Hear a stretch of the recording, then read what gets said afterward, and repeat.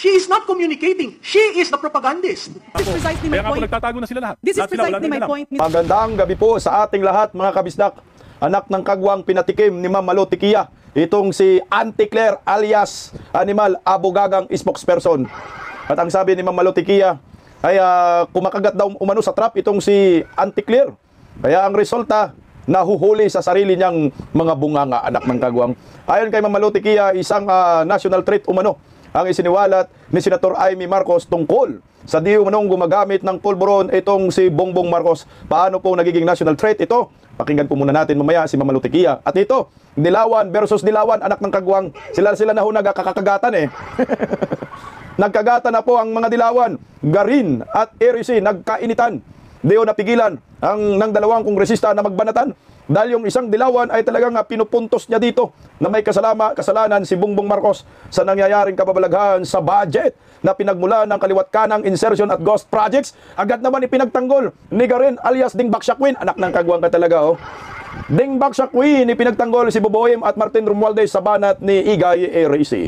Pero bago ang lahat, palike po muna, pa-share, pa-subscribe at pakipindot po ang inyong notification bell upang lagi po tayong updated sa ating mga video. O sa mga yaking mga trolls ni Tambaloslos at Boboim, mag-subscribe na kayo, anak ng kagwang oh. Nalaki na lang nagtotrol, sayo na mag-subscribe. Sarap ninyong sindihan ng kandila. Talaga naman oh. At suportahan po natin ang Berada Aguila tuwing Lunes hanggang Biyernes sa Berada Aguila YouTube channel. Mapapanood po ninyo ako ng live dyan sa Berada Aguila. Ay, at nais ko po munang pasalamatan ho, no? Nais ko po munang pasalamatan itong mga walang sawang nagsuporta po sa Bisdak Pilipinas. Thank you so much sa mga nagpa-super thanks. Palakpakan po natin sila. Uy, bakit tumawa? Sorry. Ayan. Ma'am Lovelyn Sibukawa, Nila Labrador, thank you so much sa inyo, sa papakulay. Jordan Teres, thank you so much, 750. Victoria Donato, Lilibit, Talulor, thank you so much. Ayan, Ma'am Marnie Reid, maraming salamat sa inyo. Yung mga talagang sulit, Bisdak Pilipinas, lagi po silang nagpa-super thanks. Sa mga hindi rin naman nagsusuper thanks, mga sulit din naman yan sila. Mula noon hanggang ngayon, Bisdak forever. Okay, so umpisahan po muna natin itong bardagulan, no? Bardagulan ni Erice at ni Garin. Alam po natin, itong dalawang kongresista ay mga Dilawan po ito, no? Dilawan country. Si Garin, kilala po sa controversial na dingbaksa kay Pinoy. Itong si Igay Erice sa Caloocan, dilaw na dilaw rin ho ito. Nag-iisang na yata to siya na lang natira yata si Igay Erice kung hindi ako nagkakamali sa Liberal Party sa Dilawan Country. Galit na galit ho kay Bongbong Marcos itong si Igay Erice. Agad naman ho buminga, no? Binira ni Garin itong si Igay Erice. Pakinggan po natin, budget pa rin po ang pinag-uusapan natin. Dito po. So ang naging problema, Mr. Speaker, ay ang naging kinatawan or head ng Committee on Appropriations. Pero hindi na bago ang proseso ng pag-approve ng budget. Is that what I'm getting? Well, hindi mga pagbabago po dahil Alin po ang specific na pagbabago, Mr. Speaker, for example sa budget po yung, process? sa aking pagkakalam, yung small committee, hindi na po nalalaman ng mga miyembro ng kinatawan yung mismong inaaprubahan at pinapasa sa Senado. So dito sa mga pagbabago, meron pa po. So dito sa pagbabago, Honorable Erice, nakasaad ba dito na yung presidente ay nagbibigay ng proposal during the Bicameral Conference Committee meeting? Hindi po natin alam yan. Sila lang nakakaalam. And this is precisely my Kaya nga po point. nagtatago na sila lahat. This is Lahat sila, wala precisely din my alam. point, Mr. Speaker, distinguished colleagues. Managot ang dapat managot. Kung sino man ang lumait at nangdulo ng proseso ay dapat managot. But we can't muddle the issue by finger pointing and saying na ito si Juan, ito si Maria, ito si ganito ang nagpasok. Mas lalong nagiging magulo ang sistema. Ang katotohanan, Mr. Speaker, with due respect, Honorable Erice, merong proseso, merong sistema. Nagkataon lang na malamang may umabuso. At yung pag-abuso na yon ay hindi mo pwedeng ituro sa kahit sino na walang preba. If we want to reform the system, let us reform the system through a transparent budget process. Huwag yung turo dito, turo doon kasi gulong-gulo na ang Pilipinas. Gulong-gulo na ang mga tao. Tanga mo. Gigil na gigil si Garin. Alam mo Garin, ba't ka nasaktan? So sinasabi ni Erice na may nagbago na sa proseso ng pagpasa ng budget. Ba't ka gigil na gigil? Totoo naman talagang may nagbago. Yung small committee nga lang na sinasabi ni Erice, wala naman yan sa mga previous admin eh. Dito lang yung naimbento under Marcos admin. Dahil sa small committee, kontrolado yan ni Martin Romualdez at may impluwensya si Bongbong Marcos. Ano yung turo ng turo? Wala na po kasing ibang ituturo. Kundi si Bongbong Marcos, Martin Romualdez at Saldico. Sino ba ang iba pa nating ituturo? Wala na hong iba.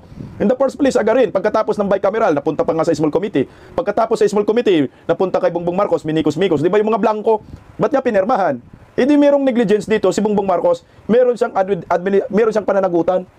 Meron siyang command responsibility na dapat niyang panagutan. Hindi ho po pwede na payag na lang ho tayo na okay lang ho ito, nagkagago ang pundo. Oo, tama ka. Ngayon, managot ang dapat managot. So ngayon, ito na nga, lumalabas na po ang katotohanan na may nakikialam. Ang nakikialam si Bongbong Marcos, ang nakikialam si Martin Romualdez, sabi ni Saldico. Sila ho ang nag-utos ng lahat ng mga insertion. Sila po ang king of kickbacks. So ngayon, nanggigigil ka, baka kasi nadeliveran ka rin ng malita, anak ng kagwang. Let's base our comments, our statements on facts. Kaya balikan natin. Kung puputulin natin May I ang respond, uso na Mr. to. Speaker? May I Kung po- respond? Yes, if I may, Mr. Speaker. Bastos rin to si Gary, no? Hindi pa nga tapos si Reyes, sumapaw na siya. Oh.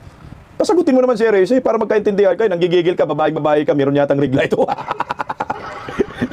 may regla si Ding Baksha Queen. Okay, tuloy yun. My question is, kung puputulin natin ang problemang ito, let us not have motherhood statements. Let's have definite proposals to address the problem. So my question, Mr. Speaker, can the Honorable Erice enumerate the reforms that he believes are needed so that we will be guided to do this? Mr. Speaker, maliwanag po, sinabi ko, napakinggan niya.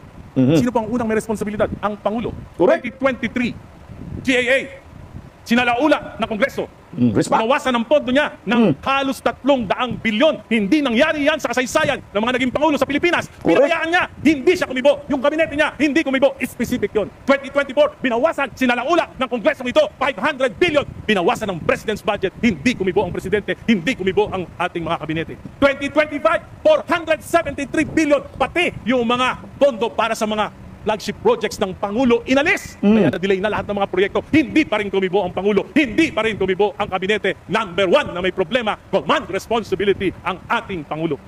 Very specific yan. Pangalawa, pinsan ng Presidente. Ang ating speaker noon, si Speaker Romualdez. Hindi ba sila nag-uusap? Mr. Speaker, distinguished colleagues. Pangatlo, Can we allow the gentleman to finish? Hindi ba sila nag-uusap? Putangin na mo garin ka. Baon na baon, kung magkatabi pa nagsapakan na ho ito. Tama naman si Congressman Erice. Meron command responsibility, huwag po natin iwala yan. Anak naman kayo ng kamote talaga.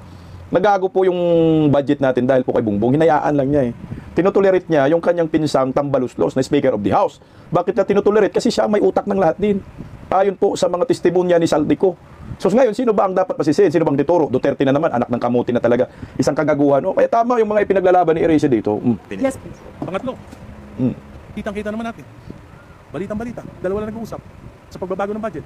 Yung mga member ng BICAM, hindi alam. Sinabi ni Senate Finance Chief Grace po, pinirmahan niya lang, pero hindi siya alam. Ang si Senate President Chis Escudero lang at si Chairman Saldico lang ang nag-usap. Regular ba yun? Hindi po regular yun. Maliwanag pa yung mga sinasabi ko. Specific. Uy, nilaglag din pala ni Grace po si Chis Escudero kaya sinamang kinasuhan. Bakit Grace po si Martin Romualdez hindi mo nilaglag? So si Saldico lang talaga daw ang nag-uusap at saka si Chis Escudero, anak ng kagwang naman talaga. Hindi po pwede yan. Kaya naligtas itong animal na Tambaluslos dahil kay Grace po rin. Managot ang dapat managot, huwag pagtakpan anak kayo ng kagwang. Sige nga, tuloy Mr. Speaker, ulitin ko lang po. Ang reformang narinig ko sa ating kagalang-galang na kulig ay hindi sang-ayon dun sa aking ekspektasyon, if I may, pasensya na po. Kasi nga, ang tanong ko is, what are the specific reforms that we need? Unfortunately, what I am hearing are allegations. Number 1, binawasan ang mga budget. Number 2, magpinsan ang presidente at ang speaker. Number 3, nagpirmahan ay 2 tao lamang. Punta na, hindi naman aligasyon yung magpinsan. Di ba sila magpinsan ka rin? Tanga mo naman. Yung binawasan, nakikita naman sa GAA, mapagkumpara mo naman yan. Yung BICAM, yung National Expenditure Program, napunta sa General Appropriation Bill, tapos nag-BICAM Small Committee, nakikita mo pagdating sa final, sa GAA, nakikita mong nababawasan. Puntangin na naman, hindi yan na-akusasyon. Puntangin na, yung magpinsan, sasabihin mo, akusasyon, putang. Magpinsan naman talagang buyan, mga buhayan na yan. Ikaw naman garin, ginagago mo yung taong bayan.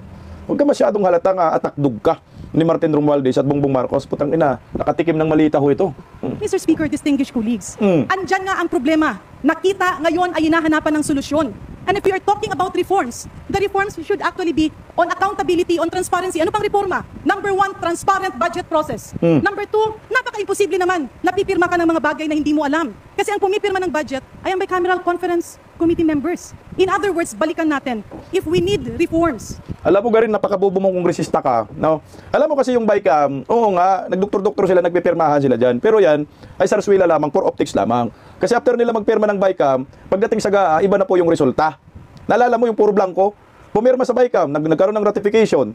Pagtingin sa BICAM, puro blanco. Pero pagdating sa GAA, meron ng mga amount, meron ng mga insertion. Yan ang maliwanag, nakagaguhan, ginagago ho ni Bongbong Marcos, Martin Romualdez, ang pagpasa sa panukalang budget. May proseso kayo, oo, nagkaroon kayo ng budget deliberation, may mga hearing po kayo, minsan nagtatalo pa kayo, kulang na lang, magsapakan kayo. Pero yung mga pinagpuyatan ho ninyo, Naputang na ilang buwan na debate sa hearing. Ay, useless po yun. Dahil pagdating po sa BICAM, useless din po yung pirma ng BICAM. Nandun pa rin sa Pangulo yung huling pirma. Hindi niya sinusunod yung BICAM. Pinapakialaman niya. So maliwanag po, ang nakikialam po dito sa taon ng budget na pinag-uusapan, pinagdidebatihan ninyong mga hunghang kayong mga buhaya kayo, ay si Bongbong Marcos po ang nakikialam dyan. Babalik tayo, totoo ba na nahimik ang mga kabinete? Totoo ba na lahat ng budget ng kabinete, there are a lot of problems and that is why we are in this series of investigations. Totoo naman na nahimik. Tingnan mo ngayon si Bersamin. Ayaw na niya magpaimbestiga, di ba? Si Nibak, si Amina, nasa na yon? Putangin na, tumakas na. Nasaan si Bunuan? Putangin na, tumakas na rin, pinatakas. Di ba? Hindi po yan pananahimik. Nagsialisa na, yun ang tinutukoy. Ini-erase rin.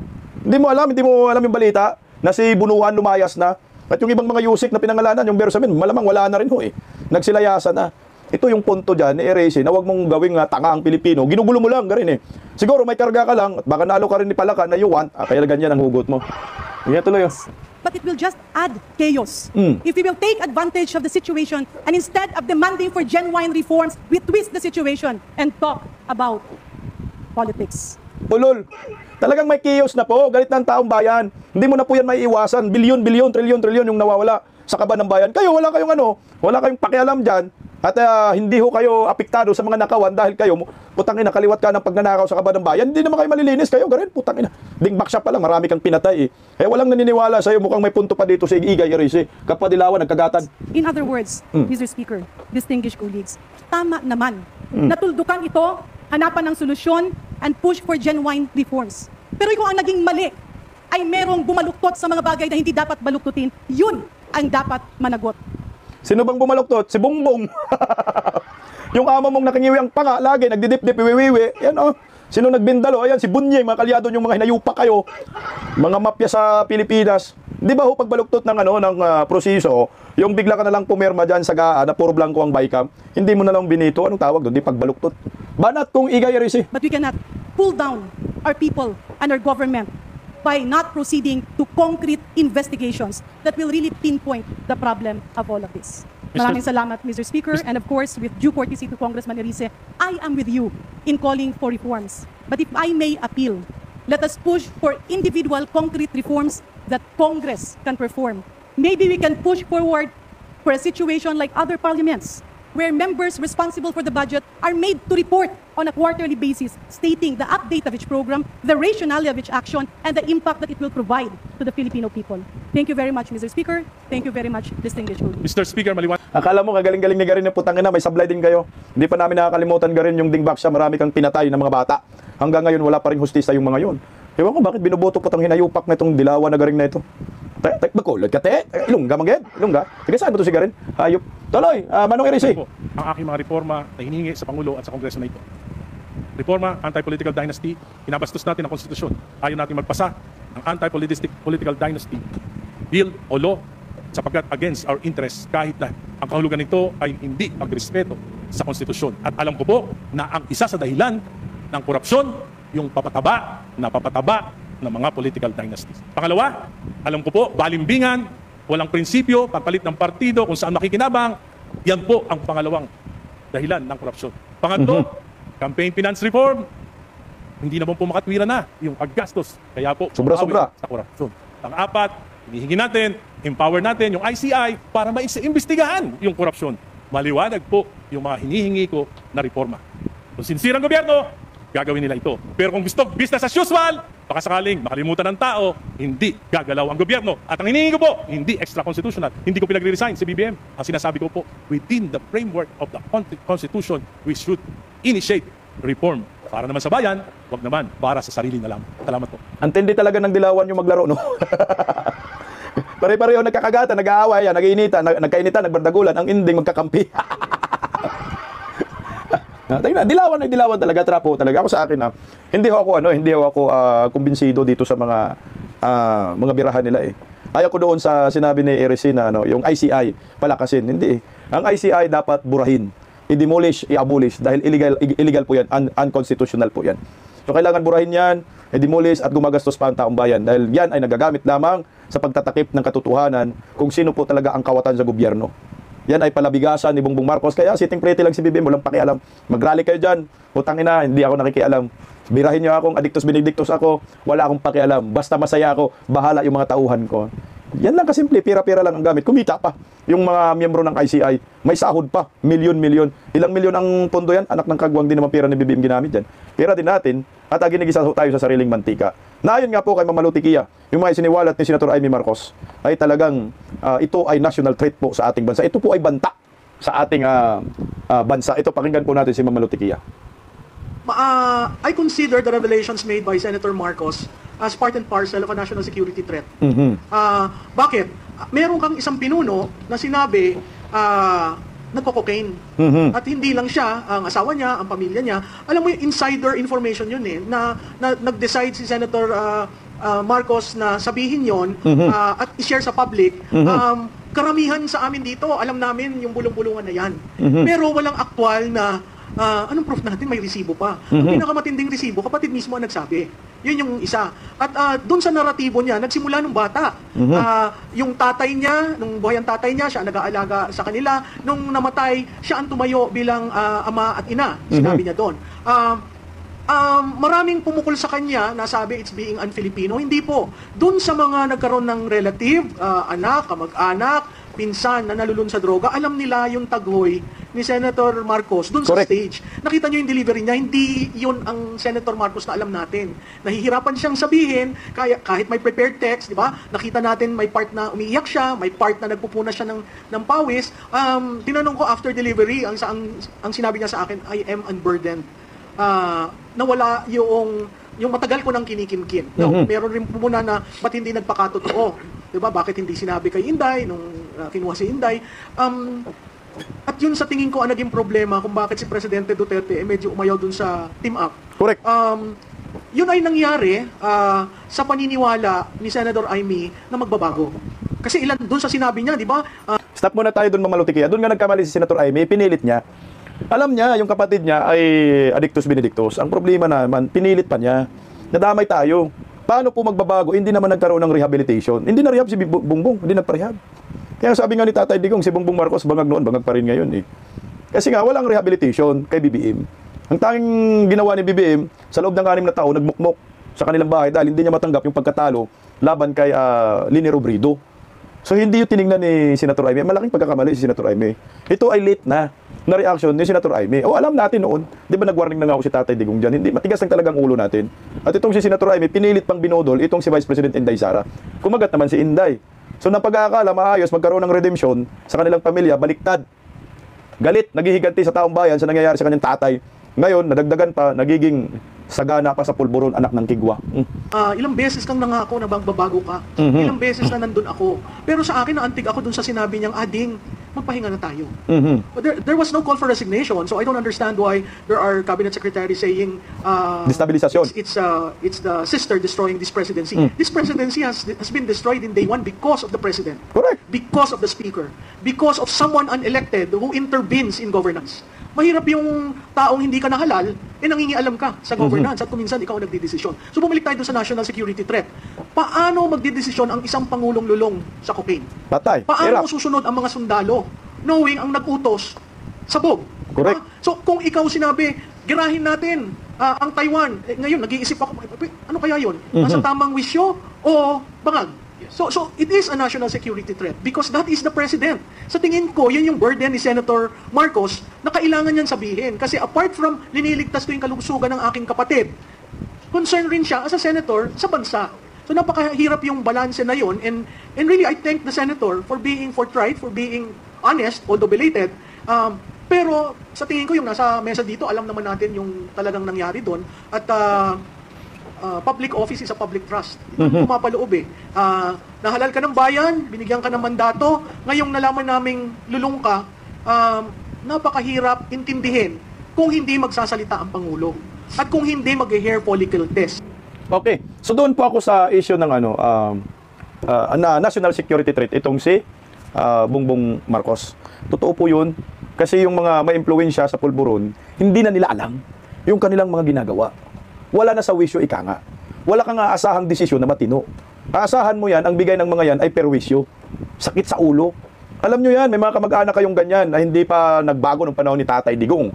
May experience mo yung ugali ng isang adikto sa pulburon. na kahit anong sabi mo, paulit-ulit na lang gumagawa ng hindi maganda sa inyong pamilya. Yan. Ako, naka-encounter ako mismo ng mga ganyang may problema sa pagkalusugan. Yung adiktos. Nakwento ko na rin ho sa inyo eh. Na meron ho akong na-encounter yan na kapatid ng isang obispo pa ha. Narehab pa namin yon, naparehab pa, bumabalik pa rin siya. Hindi pa rin nagtitino. Alam mo, habang tumatagal, lalong sumasakit ang ulo ng pamilya dahil sa taong iyon na nalulong sa pulburon. Kaya ang resulta, nagiging salot nga eh. Tingnan mo, meron na babalitaan ng mga naghahasa dahil yung gumawa ay may impluwensya sa pulburon. Yung krimen lumaganap dahil yung gumawa may impluwensya sa pulburon. Wala pong matino na pag-iisip na desisyon ang isang adikto sa pulburon. Tandaan po ninyo yan. Kaya ito ay may tuturing national security threat. Tama ka dyan, Ma'am Malu Tiquia. Nasabi ko nga nakaraan, dapat arestuhin si Bongbong Marcos kasi pag hindi po ito gumawa ang Armed Forces of the Philippines sa hakbang na ito, kawawa ang taong bayan. Kagaya na lang yung sinabi ni Ma'am Malu Tiquia. Putsa, kung magdeklara yan ng digmaan, si Bongbong laban sa China, ano ang mangyayari sa atin? O, kung may daladalang kanyon yan, biglang pinindot, patay kang bata ka.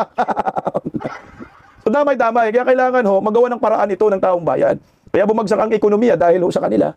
Wala na, hindi na matino, hindi na normal yung pag-iisip mo.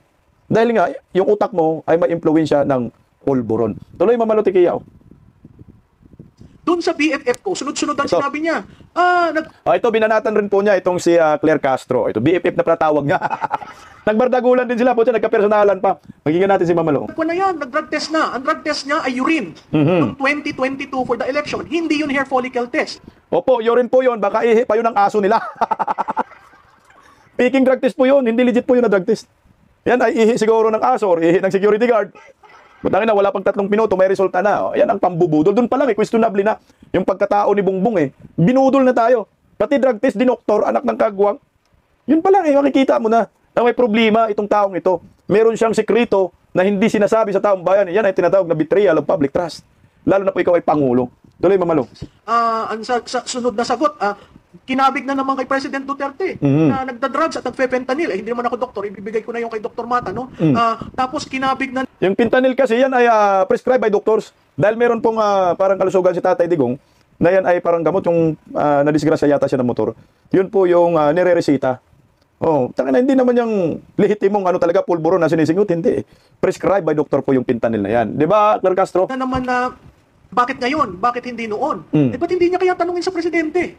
Dahil ng principal niya. Hindi ko maintindihan bakit hindi sumasagot. Hindi ko maintindihan na bakit ayaw niya Hair follicle. hair follicle test. Hindi lang siya, yung buong pamilya ang challenge. Ang dami ng binato. Pati hindi daw tunay na anak si Senador Amy. So makikita mo, yung diversion, pinalalaroan. Laro siya ng lalaro. Ang napakahalaga, sir, magpa-hair follicle test ka. Yun lang ang makakapag-alis ng duda ng taong bayan. At pag hindi mo sagutin yan, magkakaroon talaga ng erosion ng tiwala. At erosion ng confidence. Biro mo ngayon, tayo ang topic international media saying that the Philippines as a leader who is an addict, who is heavily into cocaine. We are chair of ASEAN next year. Tingnan mo international talaga yung image natin pangit na. Dahil kay Bongbong Marcos. Malaki po ang epekto niya sa ating ekonomiya. Lalo na po yung nagsiwalat ay itong kapatid niya. Na since maliit pa lang sila, pumasok sa Malacanang, lumabas sa Malacanang, pumasok muli sa Malacanang, sila pa rin magkasama. Yan ay testimonya ng isang kapatid na kilalang kilala niya yung kadugo niya, kung ano yung pinanggagawa ng kanyang kapatid sa buhay niya. Ang international community kasi, lalo na yung mga foreign countries, no? Putsang ina guys, hindi ang kagaya sa atin na hindi siniseryoso yung mga ganyang klaseng mga revelasyon ng isang kapamilya. Talagang hindi yan pinapalampas. Siniseryoso nila yan. Kaya ang tingin sa atin ngayon, ang liit na ang tingin sa atin ng mga ibang lahi. Kasi pumayag po tayo, yung presidente natin may isyong ganyan eh. Sa ibang bansa, putsang ina, hatol bitay po yan. Talagang kinakaladkad ka dyan. Yung iba nagpapatiwakal pa nga ho eh. Pero dito sa atin, pakapalan na lang ng mukha. For delikadisa, dapat nag-resign ka na, bubuim. Hindi man lang direct ang sinabi ni Amy na resign Marcos. Pero yun na rin, umuwi na tayo, tama na. Tuloy, Ma'am Malu. Bigyan naman niya ng kahihiyan ng bansa. Correct. Ma'am, bago po kay Dr. Richard, follow-up question. Ano po yung Isa lang ha. Tingnan mo yung ASEAN, di ba magiging mag-host tayo sa ASEAN countries. Malaking pundo po yan. So ngayon yung mga ASEAN neighbors po natin, utangin na mag-iisip yan, ang laki ng gastos ng gobyerno ng Pilipinas. Pero may issue sa pangungurakot, korupsyon, mayroong issue sa public trust. Ang kapal naman ng mukha ng presidenteng ito, gumagastos ng malaki. Tapos, host ng ASEAN Nation, sinabihan siya ng kanyang kapatid na adictus benedictus sa pulburon. Utangin na, harap pa ba tayo dyan? Donald Trump. Pupunta kaya yan si Donald Trump? Eh, galit si Donald Trump eh. Sa mga pulburunik. No. Galit si Donald Trump yan sa pulburunik. Hindi pupunta si Donald Trump. Iniwasan ka nga siya sa ASEAN, sa APEC Summit. Iniwasan siya. So ngayon, lalo na pong bumibigat ang problema ni Bongbong. Paano siya paniwalaan ng mga ASEAN leaders? Na nauna na po siyang pinahiya at inatsapwera po talaga at iniwasan siya. Wala pong may gustong makipagkamay sa kanya na ASEAN leader. Putang inang, pinilit lang niya itong si President Xi Jinping for optics. Nagulat si President Xi Jinping doon. Yun, nakipagkamay sa kanya. For respeto. Pero ikis na si Bubuim sa China. Pinipilit niya makalapit sa China. Pero putang ina, wala na. Bad record ka na, Bubuim. Oh. Kikita ninyong scenario if the junior officers, food soldiers, will start asking the questions regarding the situation or yung health situation ni President. Mukhang yan ang nangyayari ngayon. Yung foot soldiers and junior officials, not in the Corps of Generals. Mukhang pag umikot ka sa mga kampo, yan ang pinag-uusapan. So, Exactly. how would General Bronner address that? How would SND address that? And by the way, SND was present during that Bataan celebration where the President had white. Dumudugo. Ilong. And he was one Ay, of those who was making, a sign that there is something. And kung siguro titingnan niyo yung video na yun, nanggigigil nun si Secretary Gibo. Okay, yung una, dito may naiwan residyo kay BBM. Tapos mukhang dumigo yung ilong at dumugo yung bunganga habang nagsalita siya. Yun po, yan ang patunay na talagang addictus benedictus sa pulburon si BBM. At saka yung mukha niya, iba na. Kaya yung mga mannerism niya, ganun parang binabatak ka, animal ka. Yan na ho yun. Yung pagdidip-dip niya, yun na yun. So, how do you address that?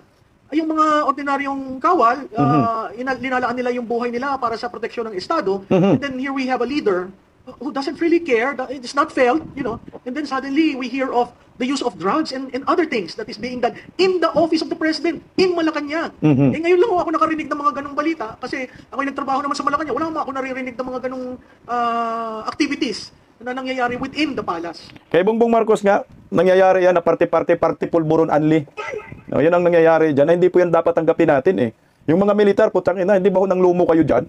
Commander-in-chief ninyo may issue sa pulburon, dapat tumayo ho kayo. Kayo ho mismo mandatory sa inyo yung drug testing na yan. Pag nagpositibo kayo, tanggal at benepisyo. Pero ito, Commander-in-Chief, uutos sa inyo, putsang ina, pulburonik. Wow! Dagat. Tuloy mamalo. Itong bagay, itinapon ng BFF ko na ito daw Ito na. sa 2028. Wala akong katotohanan na 2028. Sino ang tatayo sa entablado ng INC at sasabihin na pinoproteksyonan ang Marcos at sinong subukang maayos ang Marcos? Hindi ho kandidato si Senator hindi ho kandidato si Senator Marcos sa 2028. Okay? Pangalawa, yun hong kagustuhan ng ibang kampo na ang pareho magbitiw.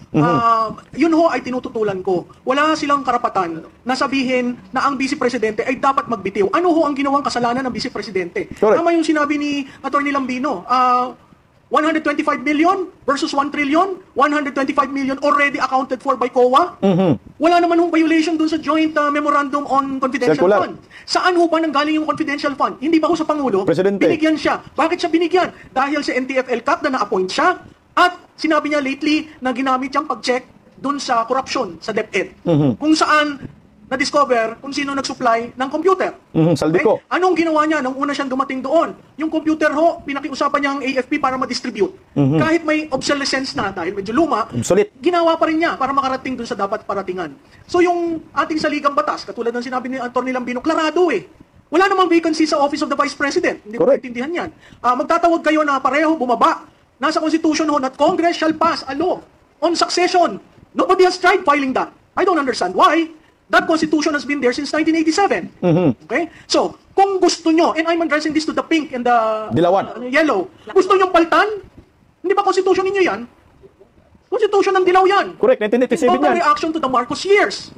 Ngayong nagkakaroon ng labuan ngayon, gusto nyo mag-extra Extra constitution? Kawawa na ho ang bansa natin. Ang ekonomiya ho natin ay bagsak. Hindi ho masaya itong darating na Pasko. Paulit-ulit kong sinasabi, pag pumunta kayo sa malls, wala hong namimili.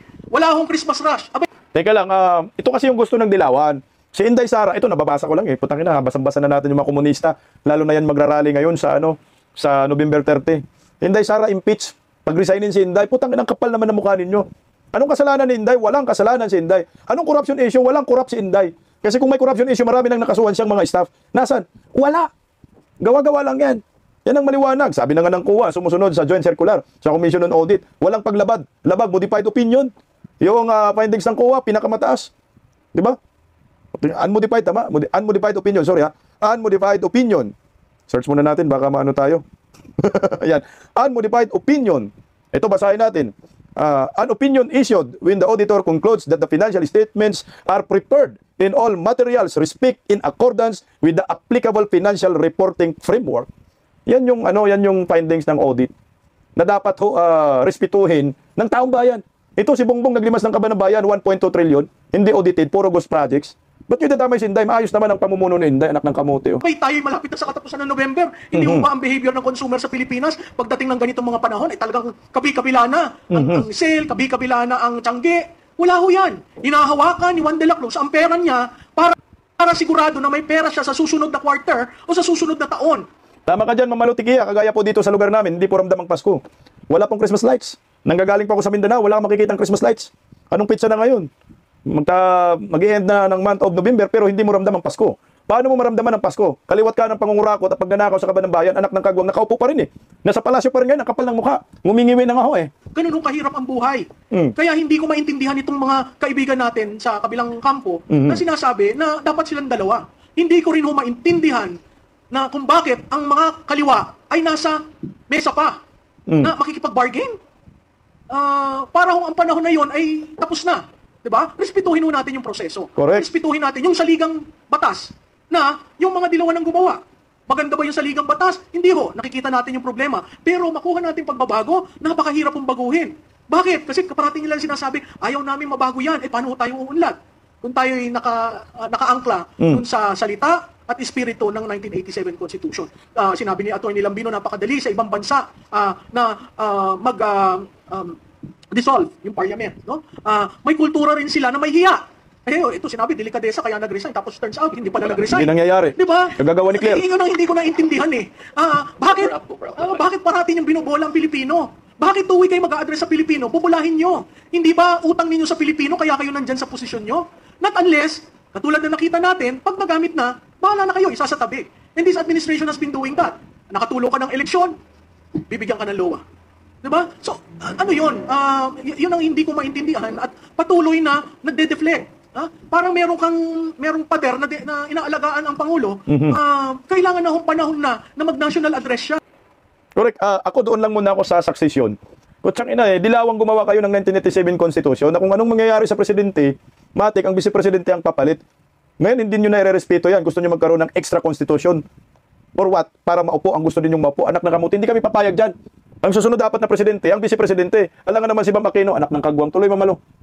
Kasi ito crisis. Kung sa tingin nyo ito'y dadaan, hindi ho. Yung handling ng crisis na ikaw ay cocaine user at ikaw ay addict, no? Gugustuhin ba nating nahalal tayo ng isang Pangulo na addict? Kaya ho, babalikan ko yung sinabi ni Dr. Mata, iba-iba ang desisyon. EDCA, supposedly for disaster, may tumulong ho ba? China, wala. Kaibigan natin, umayaw sa China. Kasama mo, linigawan ninyo, para sa team, impeach.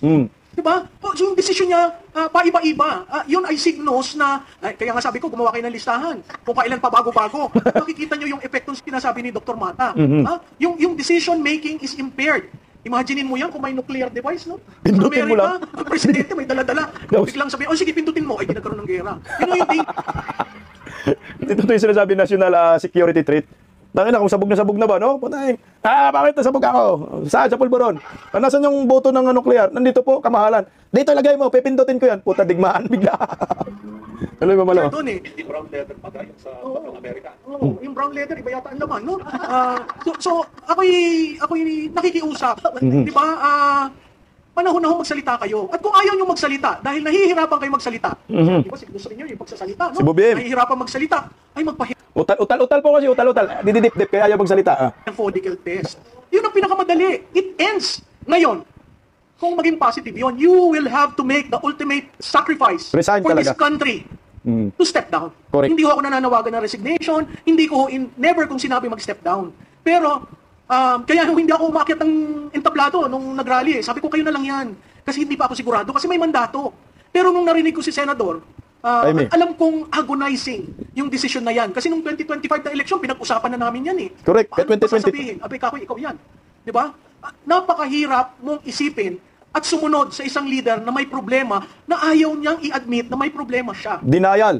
At napaka, to those who allow him, extra leeway, hindi ho niyo mahal ang Pilipinas. Ang mahal niyo lang, Sarili niya. yung notion na maging presidente uli ang isang Marcos. Correct. Yun ang nakakalungkot kasi karamihan sa amin dito, akala natin redemption. At talagang magsisilbi sa Pilipinas.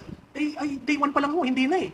Diba? So yun yung nakakalungkot kasi may mandato siya. Pero yung mandatong yun, tao rin ang mag-aalis. Tao rin ang mag-aalis kasi karapatan ho yun ng taong bayan. No? Kaya kay Secretary John Vic Remulla, ikaw na may kaibigan ko, hindi naman ito inciting to sedition dahil hindi naman ako nagsabi na ibagsak. No? Pero there comes a time, yung mga politiko, there comes a time when you really have to think about country. And when you really have to step up on the plate and say, pasensya na kayo, nagamit ko ang pondo na hindi tama. Oy, wala naman tayo naririnig na politiko na gaganyan. Wala nang boses si Congressman Erese. Irise. Di ba? Yung passion talagang... Pero wala. May tumayo ba para sabihin na humihingi ako ng paumanhin sa aking mga constituent? Wala. Eh, maganda pa nga yung sinabi ni Atty. Lambino. Nag-harakiri. Sa ibang bansa, sa Japan, ganyan. Apology, South Korea, Japan. Dito sa atin, wala eh. Pakapalan man. Pakapalan ng mukha eh. So, parte yun ng kailangan nating i-correct. Dahil sa dadating na 2028, abay dapat iba ang uri ng pinuno na ating ihahalal. Yan yung sa demand side. Problema mo sa supply side, ang COMELEC at ang ating Pwedeng sistema. dayain. Marami kong aayusin. Kaya ang taong bayan, parati na lang, ay, drama lang yan, wala naman nangyayari. Makakalimutan rin yan. Ako, humihingi ng tulong sa inyo, lalo na yung sa vloggers at sa media, magtanong kayo, hindi yung porke dineflect kayo ni BFF ko, hindi nyo natatanungin. Pero saan ka naman nakakita, tinanong dun sa yung incapacity provision, biglang ang sinagot, ay, dapat yung dating administrasyon, questionin sa corruption. Diba? Paano ka nakatulong dun sa usapan publicly? Wala. Tuloy lang natin si Ma'am Malo. Ang ganda ng mga sinasabi niya. From SMNI po. My question is for Professor Malutikia. Prof, matapos po ang mainit na palitan ninyo ni Yusek Claire Castro ng PCO nitong mga nakaraang araw, sa isang panayam tinawag niya po kayo nga isang propagandista at kinwestiyon din niya ang inyong kredibilidad. Ano po ang inyong masasabi sa ugali o paraan ng kanyang pagsagot bilang isang palace press officer sa mga sensitibong isyong may kinalaman sa Pangulo at sa kasalukuyang administrasyon? At sa tingin niyo po ba, may standard ba na dapat sundin ang mga government spokesperson pagdating sa pakikipag-engage sa kritiko o analyst? Ano ba yan? Magpakomenta naman ako kay BFF, no? Sinabi ko sa kanya, kumuha ka ng Coms 101. Sender, noise, receiver. Siya ang sender, siya rin ang noise. Kaya yung receiver, hindi maintindihan yung sinasabi niya.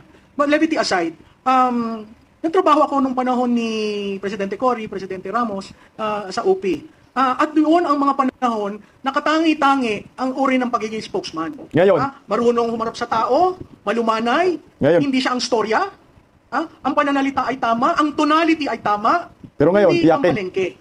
Pasensya ka na BFF kasi hindi ako ang propagandist. Ano ba ang propagandista? Ang propagandista, meron kang sinasabi in defense of someone. Ay sino ang pinotektahan ko? Sinasabi niya, maka-Duterte ako. Ako hindi maka-Duterte. Naging Duterte na lang ako dahil sa pasasalamat ko dun sa 6 na taon niyang paninilbihan. Hindi ako tumulong ng eleksyon sa kanya. Nakay-binay ho ako. Tama, totoo yan. At kung hindi niya yun alam, ang dali naman mag-Google. O wag na Google. Ang dali mag-AI. I-type mo yung Malutikia kasi yung huli niyang banat sa akin. So who is Malutikia? Sa tingin ko, yung exchange namin pumasok na sa isip niya. Kumbaga may rent-free ako dito na ang default, ako parati yung sinisisi. Kaya ang sagot ko, tinuturuan ko siya. Pumunta kayo dun sa meta page ko, meron ako dyan. How to be a spokesman. What is a propagandist? Anong mali sa ginawa mo? Kasi mukhang wala naman nagturo sa kanya. Mukhang pinili lang siya. At ang balita ko, dala siya ni Bersamin. Mukhang pinili lang siya dahil estudyante sa UST. Pinili lang siya. At ang default niya, sisihin ng Duterte. Saan ka naman nakakita ng spokesman na ganon? Diba? Si Duterte na nasa dahig, sisisihin mo. May narinig ka ba dito sa amin na nagpropaganda kami para kay Duterte? Ito'y partido niya. Pero simula na nagsimula tayo, walang nagbabanggit na ang mga Duterte magagaling. Walang ganon. Pero siya, ganon. Ang ina-address ko sa mainstream media, pag kayo nagtanong ng tanong, siguraduhin niya sagutin niya. Kasi kasama kayo sa propaganda. Kung i-accept nyo, yung sagot niya. Perfect example, what do you think about incapacity? Sinagot ba niya? Hindi. Ang pivot niya ay ang mga Duterte. Dapat tanungin yan. Yung mga, yung baha, nagsimula sa mga Duterte. Kaya nung tinatanong ko siya sa datos, hindi nga siya spokesman. Ang pangalan niya, Press Information Officer. Information. Dali mo sa usapin ng datos, wala siya. Pero dalhin mo dun sa bastusan, Galing nandun niya. siya. Diba? Ang tanong ko sa mga nasa Malacanang, hindi nyo ba ginagalang ang institusyon ng presidente? Hindi nyo ba ginagalang yan? Kasi hindi lang kayo ang mag-occupy dyan. Ipapasa nyo yan sa susunod na liderato. Anong ipapasa nyo kung yung institusyon sira dahil kay Claire Castro? Oo, dadalhin ko sa kanya. Kasi nakakahiya. She is not communicating. She is the propagandist. Ha? Kasi paano, tinawag na akong propagandista. Ang sabi ko, anong proof mo?